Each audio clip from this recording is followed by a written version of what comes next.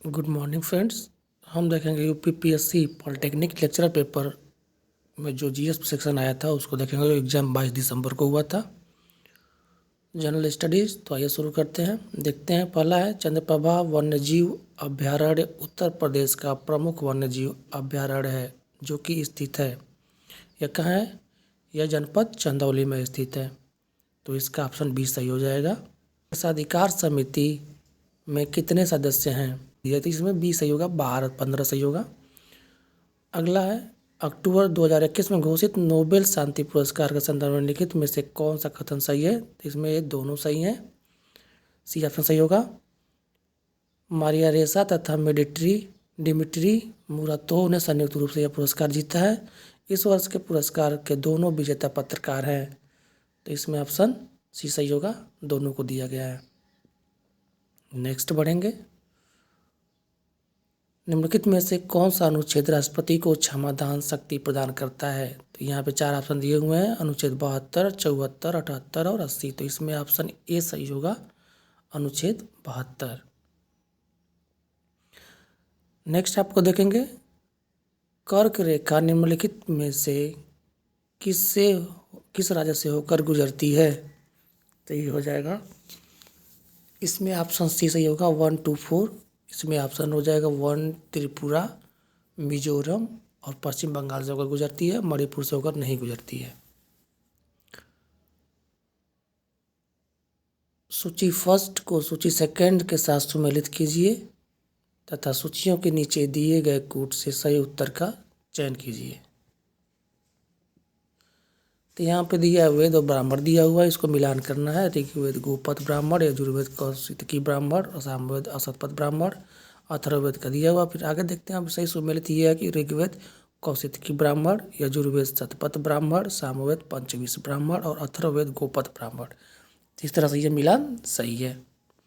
आगे आते हैं, ये दिया है कि भारतीय संविधान के किस भाग में संघ राज्य संबंध है? तो ये है भाग 11, जो दिया है आपका अनुच्छेद 245 से 254 में दिया है, शायद यही है। यही ऑप्शन आपको मिलेगा, 245 से 254 आर्टिकल में ये है। अक्टूबर 2021 में हुए चुनाव में निम्नलिखित में से कौन सा देश 2022-24 की अवधि के लिए संयुक्त राष्ट्र मानवाधिकार परिषद के लिए चुना गया है? तो ये ऑप्शन ए होंडुरास। अगला है, भारत के संविधान सभा का परामर्शदाता कौन था? तो ये थे श्री BN राव, भारत के संविधान सभा के परामर्शदाता थे, जिसको सलाहकार बोलते हैं। निम्नलिखित में से कौन सा क्रांतिकारी काकोरी ट्रेन कांड से संबंधित नहीं था? तो ये ऑप्शन 4 दिए हुए हैं, राजेंद्र लाहिड़ी। तो ये रोशन खुदीराम बोस जो काकोरी कांड से संबंधित नहीं था, बाकी सब थे। एक भारत श्रेष्ठ भारत की घोषणा कब की गई थी? बहुत ही महत्वपूर्ण प्रश्न। ऑप्शन बी सही होगा। किस चोल शासक के शासन काल में प्रथम व्यापारिक प्रतिनिधिमंडल चीन भेजा गया था? आप लोग देख सकते हैं कितना महत्वपूर्ण प्रश्न यहाँ पर भी पूछा गया है कि चोल शासक के शासनकाल में प्रथम व्यापारिक मंडल थे, राजेंद्र प्रथम जो थे। नागरिक संशोधन विधेयक 2019 को संसद में किस तिथि को पारित किया गया था? सेम लग रहा है, दिया हुआ है। तो ये था 11 दिसंबर 2019। निम्नलिखित में से कौन सा सही सुमेलित है? नहीं है। तो ये महावीर स्वामी अभयारण्य ललितपुर सही है।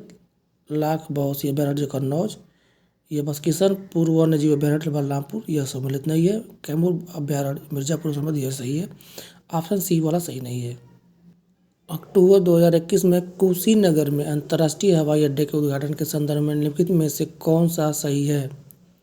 लैंड करने वाली पहली उद्घाटन फ्लाइट श्रीलंका एयरलाइंस की थी, यह सही है।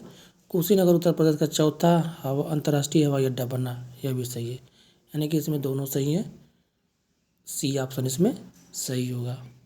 आगे बढ़ते हैं। निम्नलिखित में से किस शहर को भारत के 100वें स्मार्ट शहर के रूप में चुना गया है? इम्पोर्टेंट, शिलांग को। ऑप्शन सी सही होगा। नेक्स्ट है, भारत में मजदूर आंदोलन को संग्रहित करने का श्रेय किसे दिया जाता है? भी सही होगा, नारायण मेघ जी लोखंडे को। निम्नलिखित में से कौन अंडमान और निकोबार द्वीप समूह का एक द्वीप नहीं है? अमीन दीवी द्वीप। राष्ट्रीय विकास परिषद का गठन किस वर्ष हुआ था? जो ये 1952 ईस्वी में हुआ था। नेक्स्ट है, निम्नलिखित में से कौन 2 अक्टूबर 2021 में विश्व कुश्ती चैंपियनशिप में रजत पदक जीतने वाली पहली भारतीय महिला पहलवान बन गई? तो ये यहाँ पे 4 ऑप्शन दिए हुए हैं, विनेश फोगाट, गीता फोगाट, अंशु मलिक, ज्योति त्रिपाठी। तो ये होगा अंशु मलिक। नेक्स्ट है, साहित्य के संरक्षक जहांगीर ने किसे पंडित राज की उपाधि से सम्मानित किया था? तो ये जगन्नाथ को सम्मानित किया था। निम्नलिखित घटनाओं पर विचार कीजिए तथा इन्हें कालानुक्रम व्यवस्थित कीजिए। यहाँ पे साइमन कमीशन, कैबिनेट मिशन, ईंधन निर्बाधित तो ये पहले आया था साइमन कमीशन आया था, फिर आया था भारत छोड़ो आंदोलन, फिर आया था कैबिनेट मिशन प्लान और संविधान निर्माण सभा की पहली बैठक। तो इसमें आएगा 1 4 2 3 ऑप्शन सही होगा। 1 4 2 3 तो ऑप्शन ए सही हो जाएगा इसके अनुसार। देख लीजिए यहाँ पर दिया सूची 1 को सूची सेकंड सम्मिलित कीजिए। खनिज और खान दिया हुआ है तो सम्मिलित करके हमने दे दिया आपको। तो तांबा तलोजा, लौह अयस्क बैलाडीला, मैगजीन बालाघाट और अब्रक नेल्लोर ये सही सम्मिलित है। नेक्स्ट है, निम्नलिखित घटनाओं पर विचार कीजिए तथा उन्हें कालानुक्रम व्यवस्थित कीजिए। ढाई दिन का झोपड़ा का निर्माण, कुब्बतुल इस्माइल मस्जिद का निर्माण, सीरी फोर्ट का निर्माण और सुल्तानगढ़ी का निर्माण।